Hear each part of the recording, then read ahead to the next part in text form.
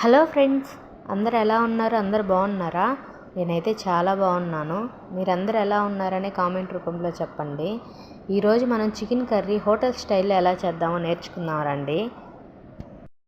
ఇప్పుడు నేను చెప్పే మసాలా 2 కేజీల చికెన్కి 20 లవంగాలు, ఒక పెద్ద చెక్క ఎక్కువ వాడకూడదు, చెక్క స్మెల్ వచ్చేస్తుంది.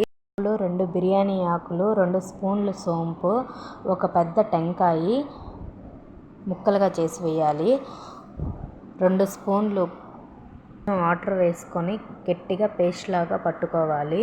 ఒక పాత్రలో 300 ml ఆయిల్ వేసి 1/2 kg వరకు ఎర్రగడ్డలు తరుక్కొని వేసి బాగా వేయించాలి. అవి వేగేలోపు చికెన్ మ్యారినేషన్ చూద్దాం రండి. చికెన్లో 1 స్పూన్ పసుపు, ఒక 4 స్పూన్లు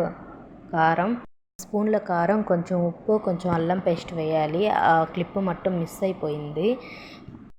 ఆనియన్స్ వేగాయి. ఇప్పుడు 2 రెమ్మల కరివేపాకు, కొంచెం అల్లం పేస్ట్ వేయాలి. అల్లం పేస్ట్ని బాగా వేయించాలి. బాగా వేగిన తర్వాత మంచి స్మెల్ వస్తుంది. అప్పుడే అది వేగినట్టు.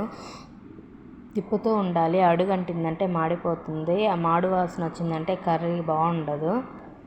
అల్లం పేస్ట్ వేగిన తర్వాత టమోటా వేయాలి. టమోటాలు 4 టమోటాస్ కట్ చేసి వేసాము.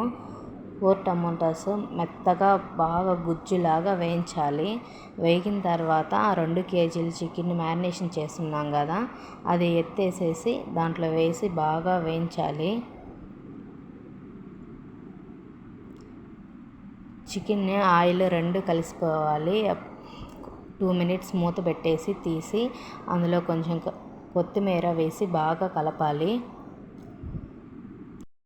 ఒక 2 మినిట్స్ తర్వాత 1 స్పూన్ ధనియాల పొడి, మనం ఫస్ట్ గ్రైండ్ చేసి పెట్టుకున్నాం కదా పేస్ట్, ఆ పేస్ట్ ఎత్తివేసి బాగా కలపాలి.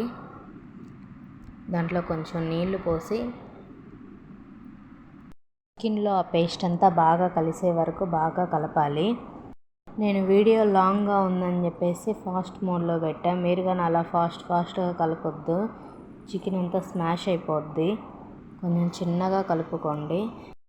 ఇప్పుడు ఒక 1/2 teaspoon garam masala, 1 teaspoon chicken masala వేసి మీ గ్రేవీ ఎంత కావాలో అంత క్వాంటిటీకి వాటర్ పోసుకొని చికెన్ ముక్క ఉడికే వరకు ఉడికించుకొని దింపేసేయడమే. చికెన్ కర్రీ రెడీ అయిపోయింది. ఇప్పటి వరకు నా ఛానల్ని సబ్స్క్రైబ్ చేసుకోకపోతే సబ్స్క్రైబ్ చేసుకోండి, లైక్ చేయండి, మీ ఫ్రెండ్స్ అండ్ ఫ్యామిలీ మెంబర్స్కి షేర్ చేయండి. ఓకే, అయితే బై. ఆకలి అవుతుంది, అన్నం తినాలా. Thank you for watching friends. Bye.